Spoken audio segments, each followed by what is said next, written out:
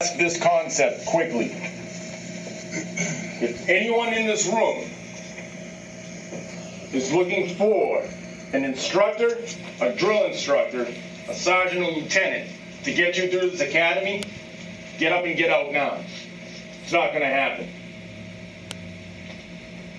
I'm not here to get you through the academy. That's not my function. It's not my job. My job is to place obstacles in front of you. It's your job to develop a process and how to get through those obstacles and move forward. My job is to make things uncomfortable. Discomfort promotes change, promotes better habits. From there, it's up to you whether you develop the self-discipline to sustain those habits moving forward. Make sense? Yes, sir. If you're looking from the outside, for outside factors to get you through this academy, do not come back on the 8th. Is that clear? Yes, sir. Good afternoon and welcome to another edition of Fido Talk with Dave Thompson. Today we want to dive into the subject of trust. Trust from the top down, from the bottom up. We're going to kind of break down what it means, the importance of it, and what we can do as leaders and as influential teammates and team members when it comes to trust. So let's jump into it. First of all, the definition of trust is the firm belief in the reality of truth, ability, or strength of someone or something. Now, as somebody who holds no position of rank or no supervisory position, at least right now in my level, in my line of work, when I kind of disconnect and take a look at the bigger picture, the organization as a whole, from the top down, there's a few things that I kind of tend to look at or have a firm belief in when there is no trust in employees, team members, or specific divisions or the way that people do things. And some signs that there's no trust is when people are micromanaged, when their judgments, their critical thinking, their decision-making is constantly questioned. There's some stuff I look at. First of all, I firmly believe that the relationships are stronger than the chain of command. And that's a quote. I picked up reading a book by Jocko Willink and Leif Babin. And trust is a huge part of any relationship, professional relationship, personal relationships, any type of relationship. Trust has to be there. When we're at a place where we feel like we are not trusted, some questions come to mind, especially from the bottom up. And one is, whoever's at the top, do you really have confidence in what you've established? Is that what it is? Because at the end of the day, the leadership is responsible for anything and everything.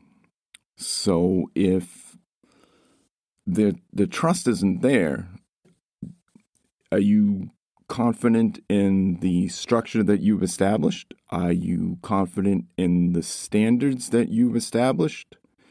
In the people you brought in? Are you confident in their abilities? Is it more of an ego issue? What exactly is it? And do you have an expectation of trust in return? how do we establish the trust? We want all our teammates and our supervisors and people of authority. We'd all like to develop the confidence and trust in each other in our decision making, our judgment, especially in industries or careers that inherently are high pressure, when critical incidents are most important, right? When things matter the most, we want to have that confidence and trust in our leaders, our teammates. So how do we develop that? How do we earn that? Well, let's start from the bottom up.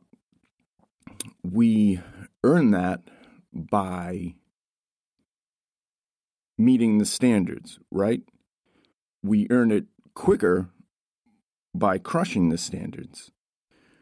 We meet the expectations, we exceed the expectations, we present ourselves as professional, we show a willingness to get the job done, we show a willingness to learn, we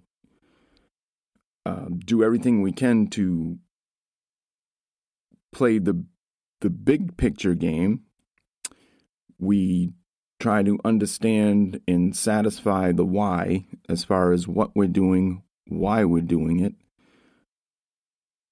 We put in the effort.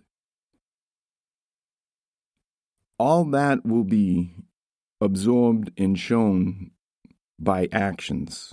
We want to be actionable in all those things. We can talk a good game and, layer on the bullshit, and eventually that's going to come to light. We're going to be exposed. One way or another, you're going to be exposed.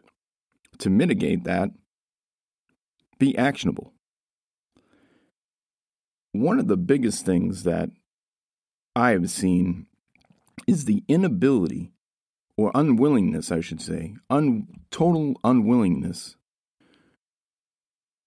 to just say, I don't know. I don't know is a perfectly perfect answer. There's nothing wrong with that. I don't know, followed by,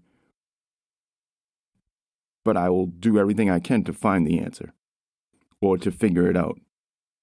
It's a huge win across the board. I don't care if you're the newest person on the team, or you're the top dog in charge of it all. It's a perfect opportunity, if something comes up, to employ a lesson for everyone. Everyone benefits. It's okay not to know. It's okay. If everybody knew everything about everything, there'd be no need for structure, there'd be no need to learn, there'd be no need for training, there'd be no need for a whole host of things that go into organizations, or teams for that matter. Now, taking this from the top down, how do you build trust? How do you earn the trust of the people in your charge? No different than from the people in your charge earning your trust. You maintain your own standard. You hold yourself accountable. You take action versus talk only goes so far. Broken promises, not following up, not doubling down, not having any type of interaction with anyone from the boots on the ground, right? The people actually doing the work. There's an inherent disconnect from as we ascend, as you move up from the bottom all the way up to the top of the organization. There is an inherent disconnect. That disconnect should be, in my opinion,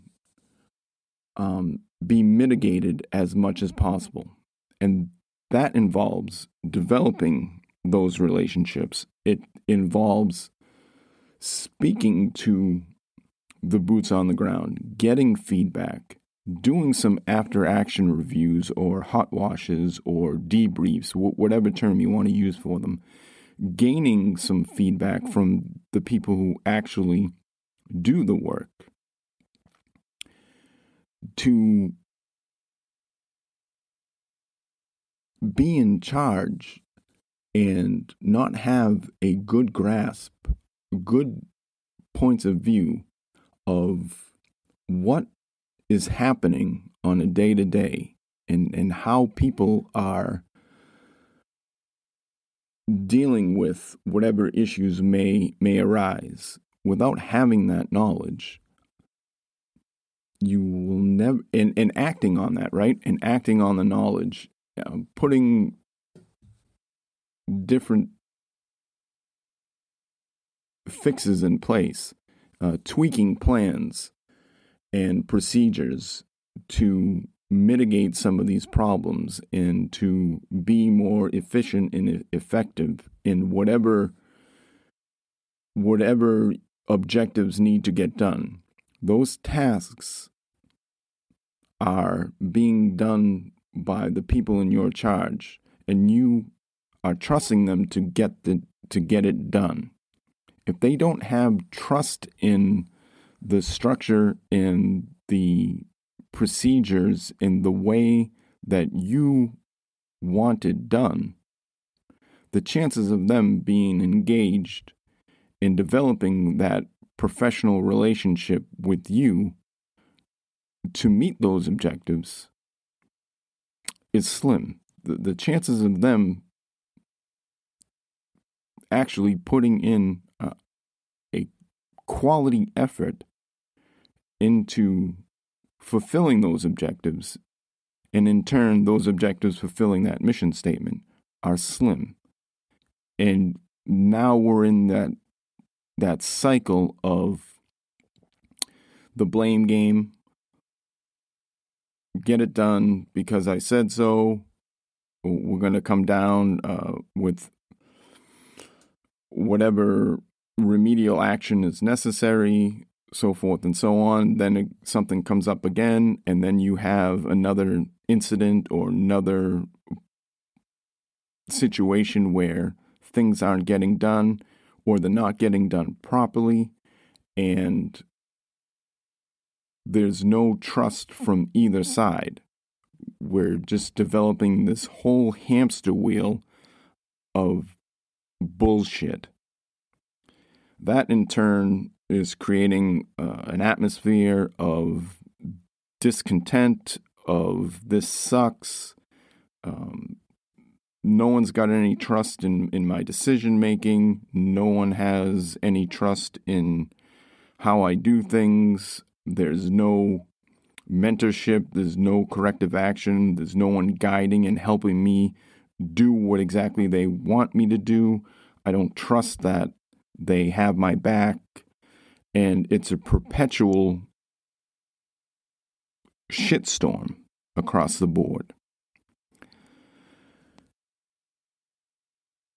Now, from the top down, there is a little bit of leap of faith, right? Especially with new people, new team members, right? Because when it comes to doing the actual work, they're new. Their mettle hasn't really been tested. If we want to trust them, well, there has to be, for lack of a better term, some tests, right? There has to be some objects. There has to be some sort of obstacles in their way. And then there has to be a objective evaluation, an objective process for them to learn from. And as they go along, and whatever remedial action, whatever method is used to help them progress and help them achieve that objective, or help themselves achieve that objective, then the trust in whatever process, whatever structure, whatever procedures that you've developed as the top dog, as a leader, that trust begins to build. That trust, that believability in the mission, the trust in the team, in the superiors, in the whole organization as a whole, that begins to develop and solidify. Without those things, without that showing that from the top down, we actually give a fuck, we give a shit about the boots on the ground. We care about their progression. We care about their physical needs, their safety, their security, their job security, whatever the case may be. We care about them as individuals, as family men and women. We care about their professional lives, and to an extent, their personal lives, right? Someone does care about them. Someone has their back. Then we move on and we care about the relationship building, their psychological needs, their emotional needs, those type of things. We care about that. We care about them being whole as a person. As we move along and develop our teams and individuals, we want them whole, right? We want them physically safe, secure. We want them in, whole in mind, body, and spirit. That's what we're looking for as boots on the ground, as people capable of being entrusted with whatever structure, procedure, training, remedial action, whatever we have in place. We want the standards high, and we want to develop a process for them to see that through. We want them to be able to self-actualize and make sure that they develop into the best of their potential. That only helps us as a whole. It helps the organization. We're building stronger and stronger components to our organization. Everything we do as the top leader should be, in a perfect world, should be geared towards developing that trust. As we progress and move up, our time is more and more limited. We're being called to do more things on different levels at different times. We may be more tasked with administrative issues and things like that. Things that, you will be evaluated on. You probably won't be evaluated on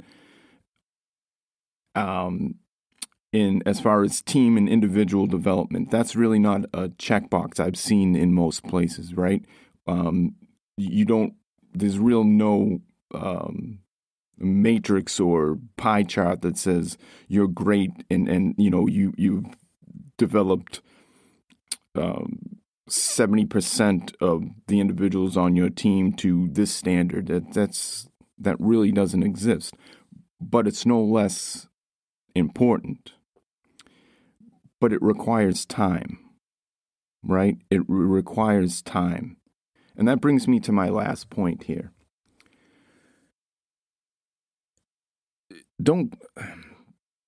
So everything is hard, right? Everything's hard. Being the new guy on the team is hard. Being the low man on the team is hard. Some things suck. Being a frontline supervisor is hard. Being a frontline leader is hard. Being a boss is hard. Being a true leader is hard. Being the top dog is hard. Some aspects of it suck. It's up to us as any one of those people within the organization, any one of those components. It's up to us as individuals to choose our hard. You have the ability to choose what sucks and is worth it to you. Right? You have the ability to choose your own suck, to choose your own hard. What is the return on investment for you?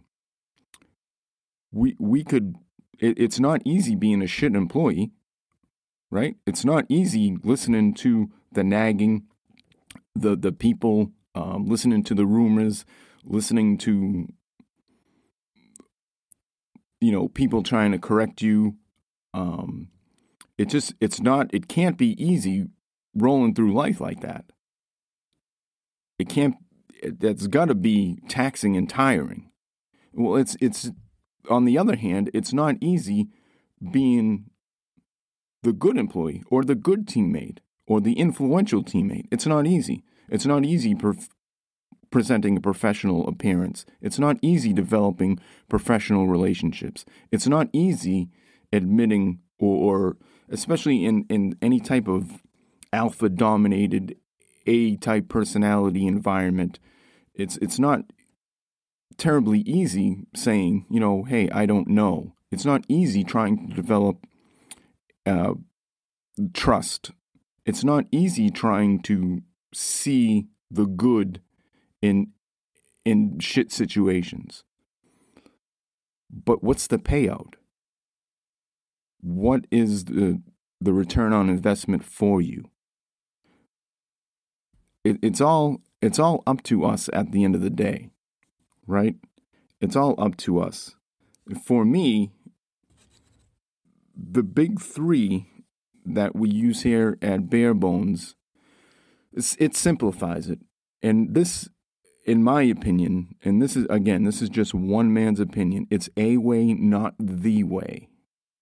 Because we all have to develop our own process in how we approach things.